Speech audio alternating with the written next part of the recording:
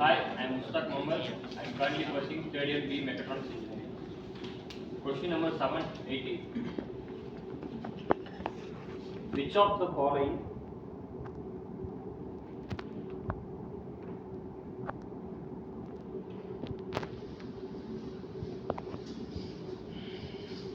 wire ropes, W-I-R-E, wire ropes will be more wear resistant? Will be more wear resistant. சரி, Question அவ்வளோதான். Which of the five இப்போ நிறைய இது option கொடுத்துருக்காங்க. ஆப்ஷன்ஸில் வந்து எது மோர் வியர்ஸ்ன்னு கேட்குறாங்க. Option A.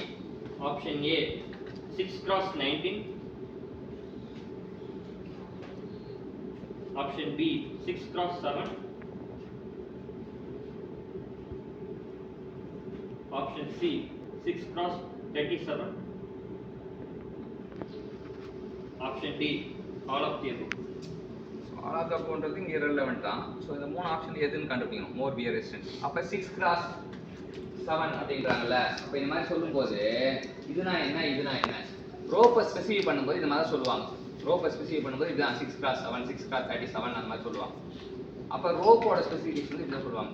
ஃபர்ஸ்ட் 6 எதை குறிக்குது, 7 எதை குறிக்குது நம்ம தெரிஞ்சுக்கலாம். அவ்வளோதான் இன்ஜினியர். இப்போ நம்ம அதுக்கு பிட்டு வைக்கிறோம். நம்ம பேர்லேயே பிட்டு வைக்கல, ஸ்பிஸ்ட் ஆகிட்டோம்ல, எக்ஸ்பர்ட் ஆகிட்டோம்.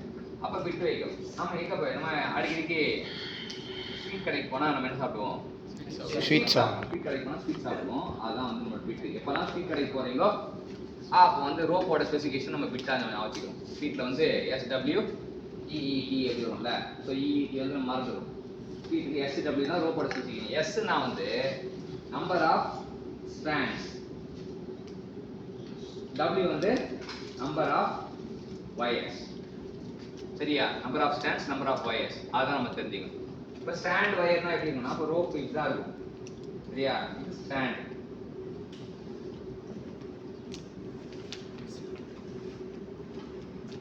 எத்தனை ஸ்ட்ராண்ட் இருக்கு, 6 ஸ்ட்ராண்ட். வயர் வந்து பாத்தீங்கன்னா இது உள்ளுக்குள்ள இருக்கிறது வயர்.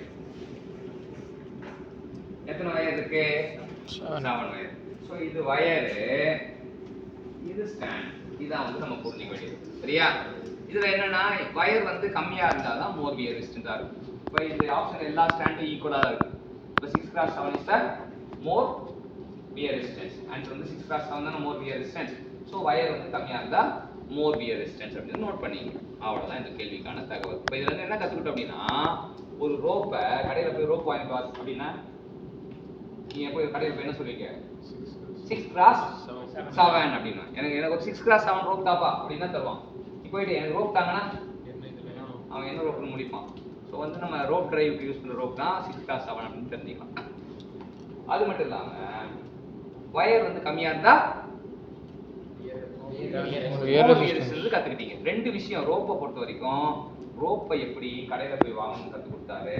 ரோப்ல எது வீரஸ்னா கத்து கொடுத்தாரு. கத்து கொடுத்தா முஸ்தாக் மௌதூருக்கு பாராட்டுகள்.